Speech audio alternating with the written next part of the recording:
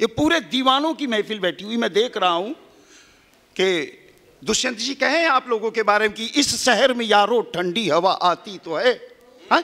इस शहर में यारो एक ठंडी हवा आती तो है, ये नाव जर्जर ही सही लहरों से टकराती तो है, ये नाव जर्जर ही सही लहरों से टकराती तो है, एक चिंगारी ढूंढ कर ले आओ मेरे दोस्तों, इस दिए में तेल से भीगी हुई बाती तो है, इस दिए में तेल से भीगी।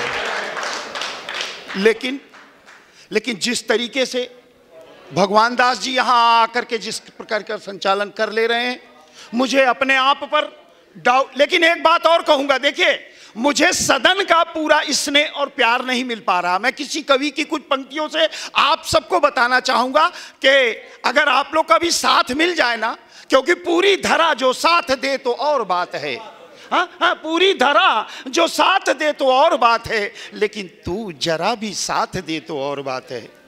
पूरी धरा जो साथ दे तो और बात है, लेकिन तू जरा भी साथ दे तो और बात है। चलने को एक पांव से भी चल रहे हैं लोग, लेकिन दूसरा भी साथ दे तो और बात है। आपका साथ मिलना चाहिए, आपका सहयोग मिलना चाहिए। मैं देख रहा हूं मंच से भी कोई कवि यानी मोबाइल चलाने लग जाता है, ये करने लग जाता है। अगर आप ये 2-2.5 घंटे को इसको विराम देके हकीकत से मन से कवि सम्मेलन सुन लेंगे, तो आज माता श्री की पुण्यतिथि का यह कवि सम्मेलन अमर हो जाएगा दोस्तों। यह भी एक महाकुंभ के जैसा यादगार बन जाएगा। सच बता रहा हूं दोस्तों, भीड़ की जरूरत नहीं है, भीड़ की आवश्यकता ही नहीं है। यहां पर दादा के वे लोग आए हुए हैं जो अपने आप में 100-100 लाखों के बराबर में हैं। सच बता रहा हूं, भीड़ का साथ निभाने की जरूरत क्या है, जो नहीं आए उन्हें बुलाने की जरूरत क्या है, कदम अपने मंजिल अपनी, साथ चलने को जमाने की जरूरत क्या है। मित्रों, कवि सब काव्य का अपने ये वाचन करने आए हैं, कवि सब काव्य का अपने ये वाचन करने आए हैं, विधिवत धर्म का अपने ये पालन करने आए हैं, कि जिनसे घर का संचालन ठीक से हो नहीं पाता, कि इनसे घर का संचालन ठीक से हो नहीं पाता, यहां वो मंच पर देखो संचालन करने आए।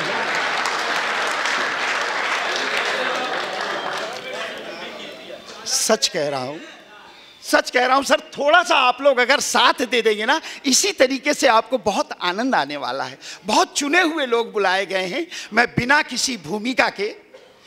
किसी भूमिका के एक ऐसा चितेरा कवि जो हिंदुस्तान ही नहीं, दादा ने मुझसे मिलवाया था 3 साल पहले, एटा से हैं, नाम आर्य राजेश यादव है, और जो गुरुकुल चलाते हैं, ऐसे विद्वान लोगों को, बटुक लोगों को पढ़वाते हैं। उनका बहुत बड़ा वहाँ पर विद्यालय है, मैं खुद देख के आया हूँ।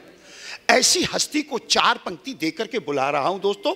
हास्य के तो नहीं है, वो अपना कुछ तेवर अलग दिखाएंगे, लेकिन मैं आपको बता देना चाहता हूं कि ज्यादा संजीदगी के साथ बहुत जी ना पाओगे। ज्यादा संजीदगी के साथ बहुत जी ना पाओगे। यदि थोड़ा मुस्कुराओगे तो थोड़ा जी भी जाओगे, यदि थोड़ा मुस्कुराओगे तो थोड़ा जी भी जाओगे। माचिस तुम्हारे हाथ में है, अब तुम ही तय करो कि इससे दिए जलाओगे कि घर जलाओगे। इससे दिए जलाओगे। शिक्षा में जब डार्विन का सिद्धांत पढ़ाया जाएगा, कार्ल मार्क्स की थ्योरी पढ़ाई जाएगी और मैकाले का षड्यंत्र पढ़ाया जाएगा, तो हमारी पीढ़ियों का क्या होगा? सत्यानाश होगा, सत्यानाश होगा। 1947 में देश का जब बंटवारा धार्मिक आधार पर हुआ, तो 47 से 77 तक भारत का शिक्षा मंत्री एक विशेष समुदाय से आता है, तो शिक्षा का क्या होगा? पतन होता। और मैं वहीं से कविता प्रारंभ करता हूं, आपका आशीर्वाद। हिंदू ही आर्य हैं और आर्य ही सनातनी हैं, और हमारे धर्म का पूरा नाम सत्य सनातन वैदिक धर्म है। हमारे धर्म ग्रंथ का नाम वेद है। रचना यहाँ से प्रारंभ करता हूँ। और रामकृष्ण जब आर्य है तो ये मंच भी आज आर्यों का है, आर्यों का मंच है ये। मैं आप सबका वंदन अभिनंदन करता हूं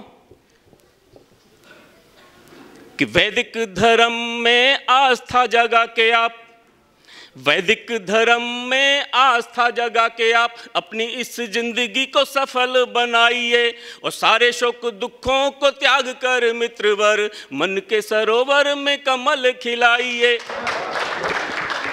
कि वैदिक धर्म में आस्था जगा के आप अपनी इस जिंदगी को सफल बनाइए और सारे शोक दुखों को त्याग कर मित्रवर मन के सरोवर में कमल खिलाइए।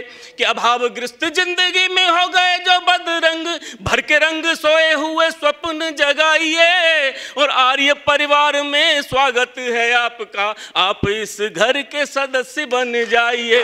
आर्य परिवार में स्वागत है आपका, आप इस घर के सदस्य बन जाइए। कि आइए जी आइए, स्वागत है आपका, अपनी अपनी बुद्धि का परिष्कार कीजिए।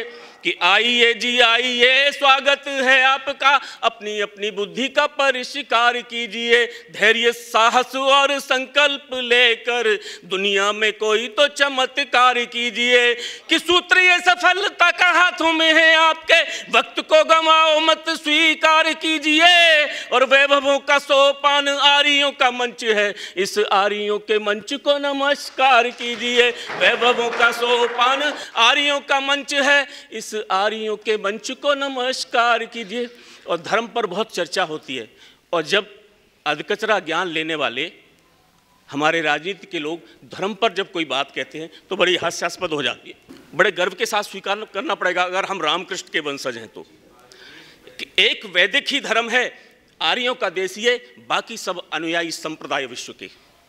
एक, क्योंकि आज मैं कविता जो पढ़ रहा हूँ पूरा यहाँ बौद्धिक वर्ग बैठा हुआ है, प्रोफेसर्स ज़्यादा हैं और एक विश्वविद्यालय में कार्यक्रम हो रहा है, तो इस बात को मैं कहना आवश्यक समझता हूँ कि धर्म के ऊपर सभी को अब यहाँ से कलम को सुधारना पड़ेगा। मनुस्मृति और मनुवाद पर जो चर्चा होती है तमाम कटाक्ष किया जा रहा है, जब हम महर्षि मनु की संतान हैं।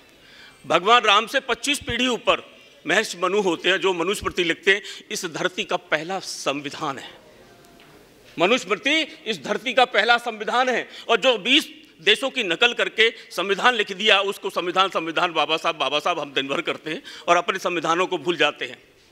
वहाँ से मैं ये पंक्तियाँ प्रारंभ करता हूँ कि एक वैदिक ही धर्म है, आर्यों का देशीय, बाकी सब अनुयायी संप्रदाय विश्व के। और थोड़ा थोड़ा इतिहास, थोड़ी थोड़ी आस्थाएं लेकर खड़े हैं ये मतावलंबी विश्व के, कि वेदों से अलग हैं, विवादों से घिरे हैं, शांति से परे हैं ये आतंकी पूरे विश्व के।